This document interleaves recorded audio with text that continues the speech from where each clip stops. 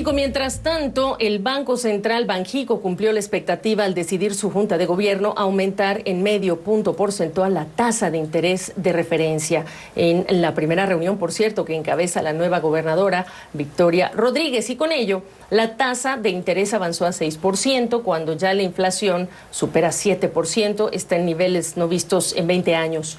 En su comunicado, el Banco Central reconoció que las presiones inflacionarias han sido mayores, han durado más de lo anticipado. De hecho, revisó al alza sus pronósticos de inflación para este año y los primeros 3 meses de 2023. Solo un miembro de la Junta votó a favor de que el aumento fuera más pequeño en esa tasa de interés. Me refiero a Gerardo Esquivel.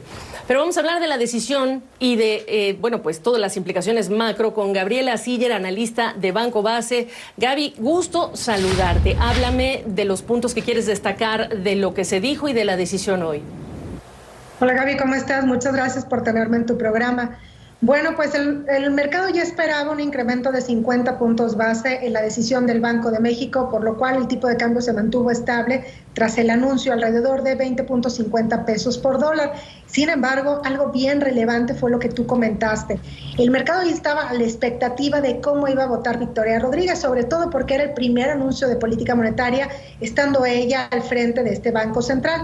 Y es que mucho el mercado especulaba que si al ser una persona cercana al presidente, el Banco de México podría perder, aunque fuera en la práctica, su autonomía. Pero la verdad es que fue una verdadera sorpresa bastante grata que votara por subir la tasa de interés, porque con esto, bueno, pues de alguna manera está diciendo que está enfocada a mantener el objetivo del Banco de México, que es la inflación baja y estable alrededor del 3%.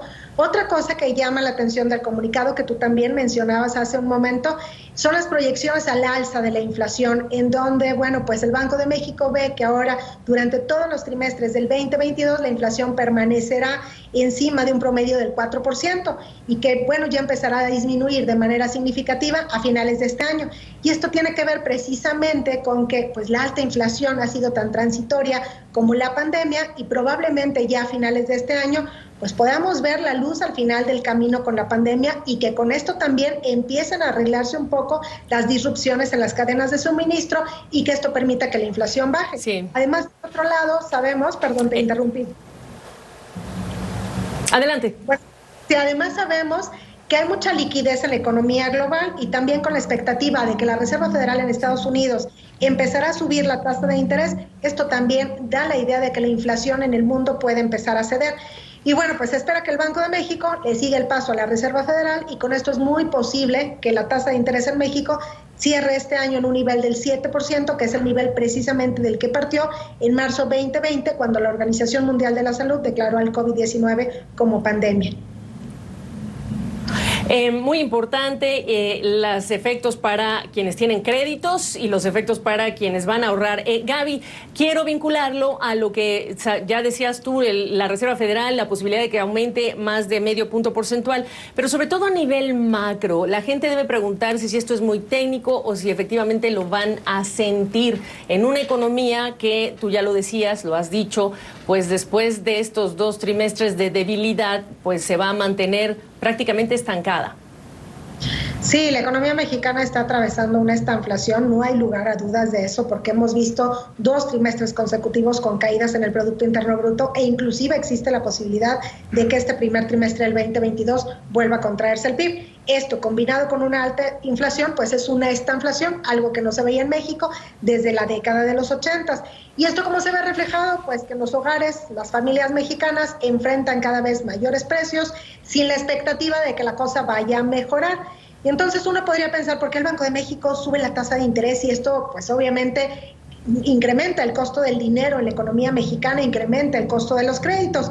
Pero es que, bueno, pues el Banco de México está abocado a mantener la inflación baja y estable, y es que una alta inflación es el peor de los problemas económicos. En México a lo mejor ya se nos olvidó, pero antes de que el Banco de México fuera autónomo y que estuviera enfocado en la inflación completamente, pues aquí se vivían inflaciones del 90%, ¿no?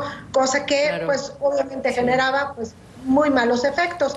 Entonces sí, va a subir el costo de los créditos seguramente, pero los créditos a tasa fija se mantendrán iguales.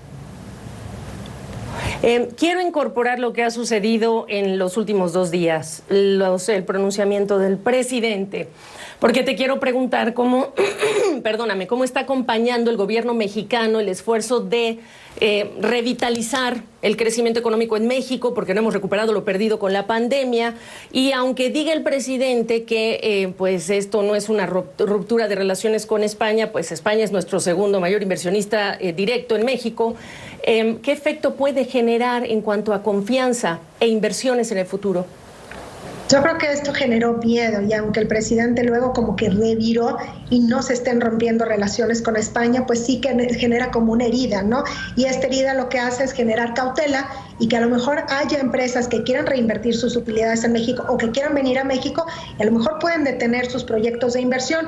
Hay que recordar que la inversión fija bruta en México está a niveles de hace 10 años y en lugar de estarse recuperando, pues hemos visto que a noviembre, que es el último dato disponible, lleva 3 meses consecutivos a la baja.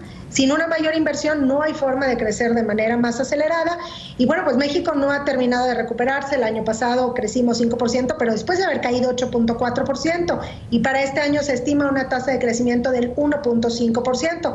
Para crecer de manera más acelerada, pues se tendría que hacer dos cosas. Uno, generar un ambiente mejor para los negocios, para que se dé un crecimiento en la inversión, ya sea de origen nacional o de origen extranjero, que es la inversión extranjera directa, o por el otro lado, que el gobierno también reorientara el gasto público y generara proyectos que den un efecto multiplicador, distintos a los que trae esta administración, que por supuesto sí generan un efecto multiplicador, pero se necesita todavía más gasto en inversión física. Bien.